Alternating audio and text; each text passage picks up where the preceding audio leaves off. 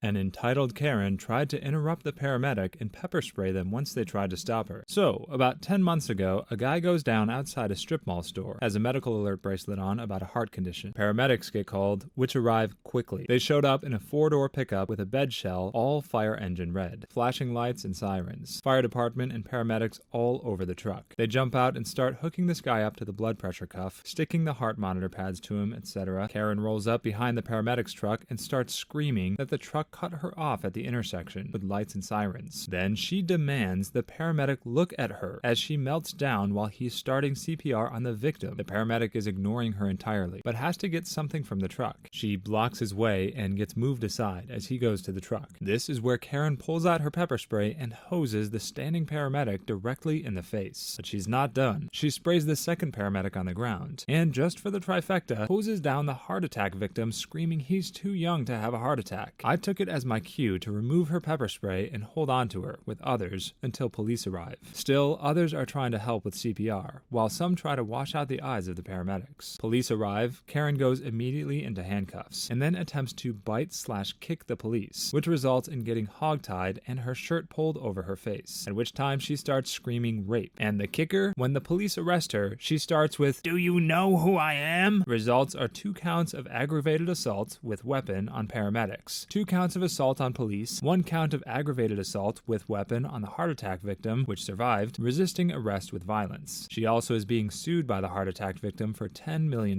which she apparently has. Her criminal trial is coming up. I bought a new suit for it, and my old ass will be there with bells on. Since the entire event is on video from 2 cameras, and who knows how many cell phones, it will be interesting to see what her high-powered legal team is going to cook up. But ultimately, I hope she will be convicted, facing a possible 65 years, but practically will only get about 10 maximum, if any, prison time. As a side note, her husband is a bank vice president and refused to make her bail. Took her 13 days to get her family to bail her out.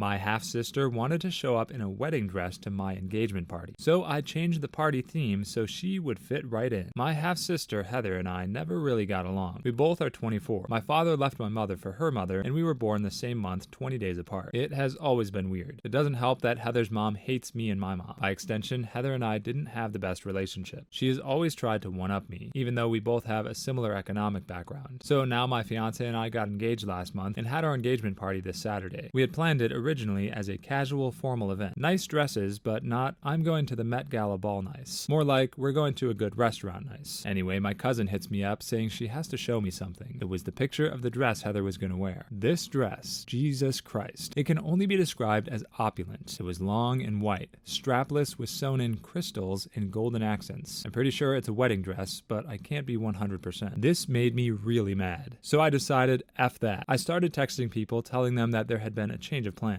and that instead of casual formal, I decided to make a costume party. My mother's side is crazy for Halloween, so they were immediately on board. I told my father via text and asked for him to send the message to Heather and her mother, knowing full well that he would forget or leave it to the last minute. Saturday comes along, guests start showing up, most of them in costumes. Some didn't have time to get one. We just provided them with fun hats and cheap wigs. Heather, my dad, and her mother came like 1 hour late. As soon as she notices that everyone was either wearing elaborate costumes or weird accessories and she didn't stand out, she lost it, especially when my fiance came along and told her that her bride dress looked amazing for a cheap costume. She left crying. Her mother and my father told me that I was being childish, and I could have told Heather myself and not have tasked my father. For those interested, my fiance was dressed as Bubbles, and I was dressed as Mojo Jojo. My mom and aunts went as ABBA. Other memorable costumes were Luffy and Zorro, Ian Malcolm, and John Hammond, and Jesus.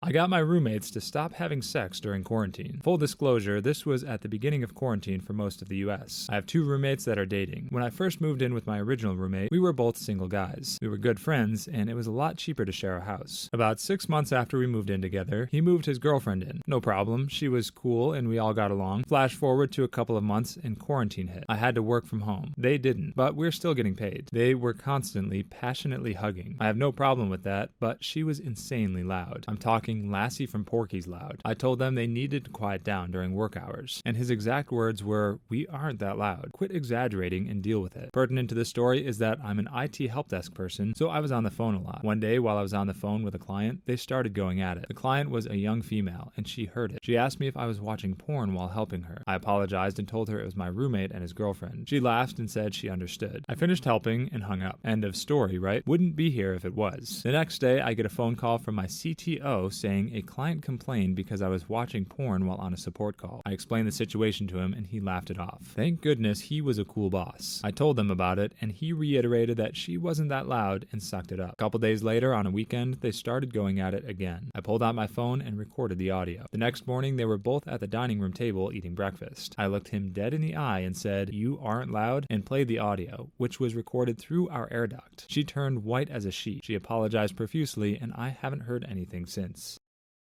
I slept with my daughter's ex-boyfriend. He got me pregnant and I got an abortion. They got back together and got married. This was back in 1997. I was 38 and my daughter was 18, and she was dating Harry, who was 24. I was an alcoholic and dabbled in other drugs, mostly cocaine. I was not a good person, let alone a mother. Not like I was abusive to my daughter or anything, but I was generally inattentive and cared more about my alcohol and drugs than her, especially in her teen years. I'm 14 years sober now. I disapproved of my daughter dating Harry, but I never told her why. He would flirt with me constantly, and the age difference also creeped me out. Also, he was an alcoholic and drug user just like me. She broke up with him over his alcoholism. Soon after, she moved away. Not too far, but regardless, she didn't live with me anymore. Harry kept calling me and asking if we wanted to get drinks. I turned him down, but then one day he said he had a bunch of coke and I couldn't resist. He came over, we did the coke, and we ended up sleeping together. He was a very good-looking guy. He looked a lot like that ridiculous 80s Justin Bieber picture that was on the front page today. That's actually what made me think about him. For the next few months, maybe like 3 to 4 months, he would sometimes come over and we would sleep together and do drugs and get drunk together. Any drug addict knows what that is like, to have a drug addict buddy in that way. Then I got pregnant. I knew it was by him. I slept with him without a condom a few times stupidly. I never told him I was pregnant, and I went and got the abortion and kept it a secret. Anyways, I stopped seeing him after that. It was too weird. I also got sober for like 4 months before relapsing. Fast forward 2 years, and my daughter contacts me and tells me that she got back with Henry and that he's fully sober. I was mortified, honestly. He was going to tell her that we slept together, and she's going to hate me for life. They came over one day and said hi, and when my daughter was gone, Harry told me that there was no reason to tell her about what happened. I agreed. It's been 16 years of marriage on their part. They have a kid together. Harry got cancer, then beat it. I got sober. That's basically it. I don't see them very often. They live in Texas, and I live on the East Coast. But whenever I do, there's always that tension between me and Harry. It's literally the first thing that comes to either of our minds. I can just tell. Not like sexual tension, like, why did we have to do that? What is wrong with us kind of tension. I think about this often, especially when I see my grandson. I always think that could have been my son if things had gone differently. But wow, what a disaster that would have been if I decided to keep that child.